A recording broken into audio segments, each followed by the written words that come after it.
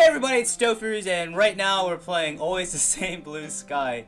I haven't really heard much about this game, or I have, sort of. I heard it was really good. I don't know, I always thought it was really, really pretty, so I just want to give it a shot. So in case some of you guys are wondering, I'm at my parents' house for the week, so that's why things are kind of different, I guess. I don't know. Alright, let's get started, I guess. So we're gonna just start our journey. Alright, Grant. Are you going on this adventure as a male or a female? I guess a male. I don't know. I feel weird. I guess I'm a dude. I leaned over the immaculate red railing of the red rail of the ferry and stared into the inviting Mediterranean Sea. Oh, it's so pretty. Like seriously, like those clouds look absolutely breathtaking. The combined effect of the gentle breeze and wake from the ferry gave the impression that the sea was sheathed in silk. I can't English. The precious fabric was a rich shade of turquoise, which transformed the glaring sun into 1,000 stars. Mesmerized, lost in the abyss, I had an overwhelming desire to obtain one of these elusive glimmers of light. After spending only minutes transfixed, the desire developed into an unhealthy need that I couldn't overcome. I dutifully answered my possessor's siren call by the deftly diving deep into its mysterious depths. I like the writing so far. I really do. The writing is just like pretty great. Very prose-like. The cool water felt divine against my mortal skin as it washed away the heat. I seemed to fall forever. It was in that euphoric deep blue world that I caught a glimpse of her. Aw. Like a jellyfish, she floated submissively in the water, with no obvious aim, no purpose. Her hair and elaborate garments danced around her in the water, as if trying to coax her to life.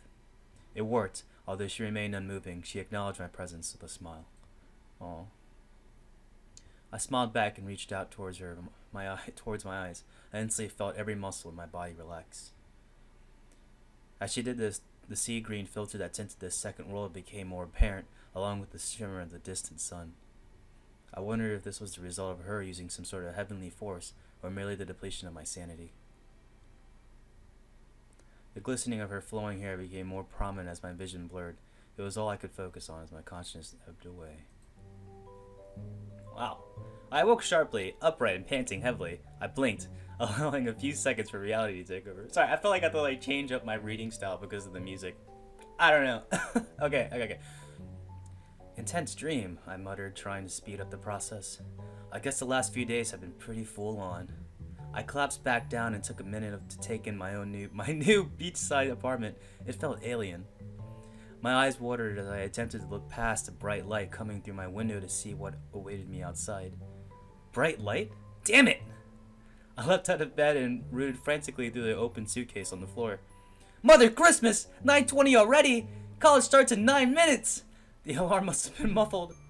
I grabbed my toothbrush and headed to the bathroom, stretched a little on the way. I didn't need to turn on the light as there was already ample, which felt bizarre as it had been snowing when I left England. Oh, he's English. No, wait, maybe not. Maybe I should. Whatever. I recoiled at the half-human creature that greeted me in the mirror. I unfortunately didn't have time to fully tame it. Huh? As I brushed my teeth, I caught a glimpse of a familiar bottle of pills out of the corner of my eye. It dawned on me the last few days had been a bit of a blur. It was more than used to around though, so I knew I'd snap out of it. I decided to take an extra tablet all the same. I scoured the room as I hurriedly got dressed, throwing everything I laid my eyes on into my satchel, before letting it into desperate hope I wouldn't be more than 10 minutes late. It took me an extra 5 minutes to find classroom 2C, as the instructions on the map were nowhere near as straightforward as they made themselves out to be. I'm sorry, I don't know why I did the 2C thing the way I did. I'm sorry. Something about 2 and C just got me excited. I don't know, I get excited sometimes. I ended up being around 20 minutes late. The teacher was not impressed. I apologized and awkwardly introduced myself to the teacher, whilst I felt the coldness of 40-odd pairs of eyes attempting to glare into the back of my soul. She cut my explanation short, agitatedly told me to take a seat, and without pause, continued with the lecture. I turned around to face my new classmates, their expressions now ranging from boredom to disinterest. All except one. Uh-oh. She's so cute. Oh, whoa. I snapped out of auto pause. I hit her unexpectedly turbulence, but my hands missed the controls and I was left stunned. She was, without a doubt, the most beautiful girl I had ever seen. Flawlessly proportioned with an almost porcelain face, completely free of any imperfections. Although untanned, the colors of her hair gave the impression she spent a lifetime bathing in the sun. Full of depth, it appeared radiant in the bright light that flooded through the window behind her. Aww. It provided the perfect frame for her piercing apple green eyes, which penetrated through all pretense. She had uncontested access to my very core. I like this so much. I like this. I like the writing. I like the writing. I don't know. I like it. I like it. It's a bit wordy, but I love it. Although I felt exposed, I did not feel intimidated as her warm smile comforted me amongst all the dirty looks and sniggering. Sniggering? I think it's sniggering. Pollux!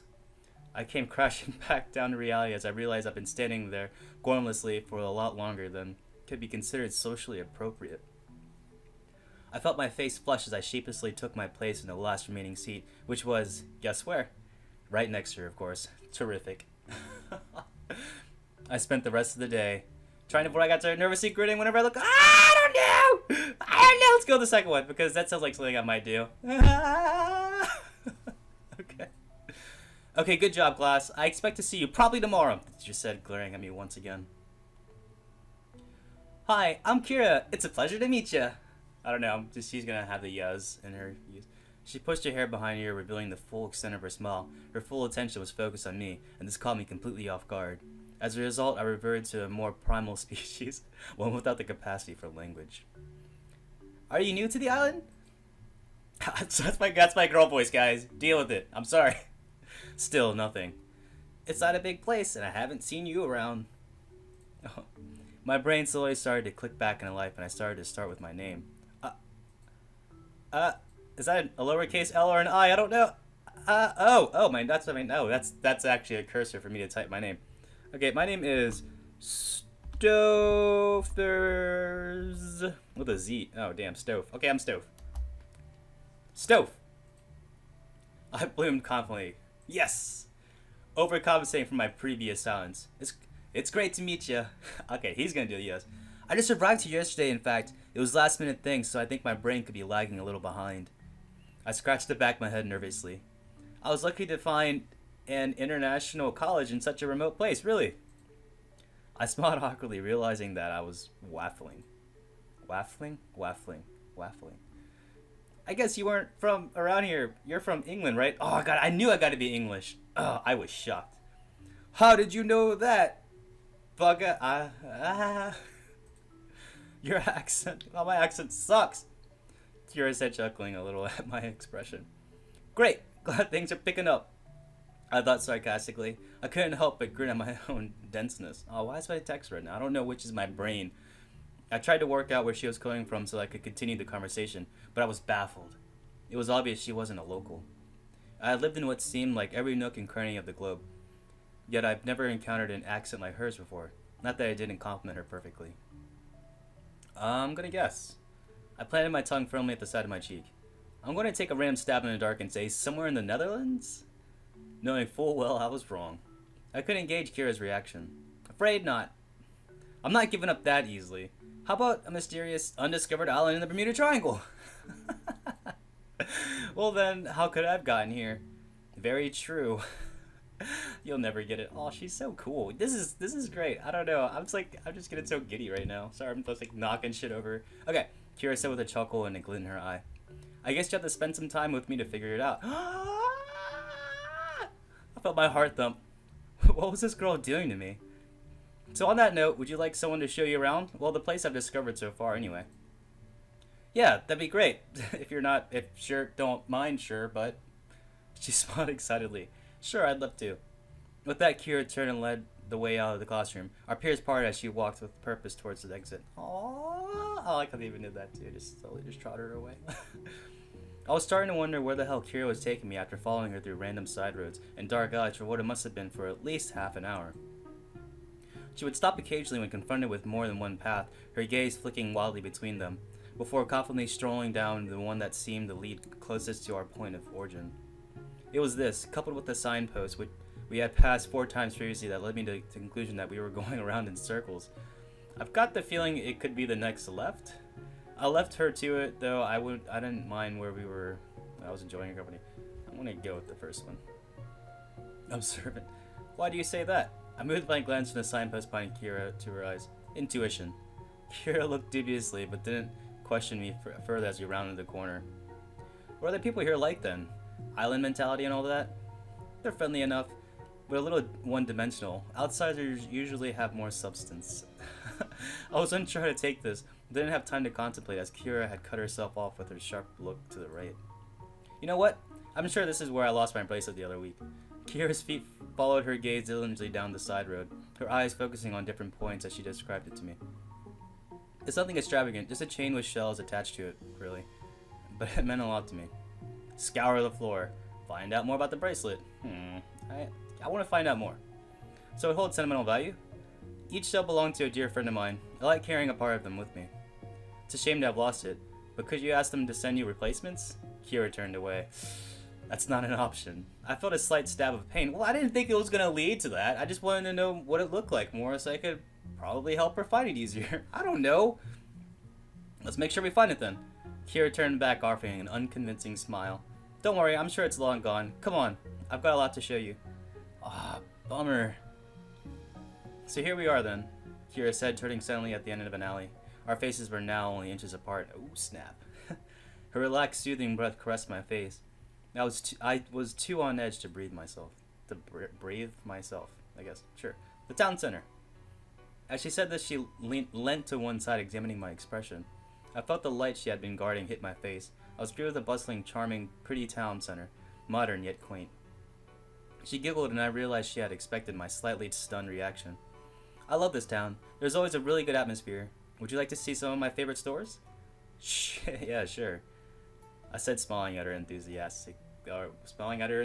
See, I'm smiling too, because this is what happens when you read pretty good stories, or dialogue anyway. Great, because I have impeccable taste. She tapped my nose before she turned around to leave. The side street came out roughly halfway up the steep hill on which the town was situated. I squinted as we were bathed in warm sunlight, which was intensified by a large number of glass shops. It must be part of Magpie, as I was entirely seduced, and the constant cool sea breeze allowed time to take it all in. The parts of the building which weren't constructed of glass had a very traditional, almost ceramic quality to them. It was really cute. I like this. It kind of reminds me of, like, if you guys ever saw like Kiki's and like Castle in the Sky and all that stuff.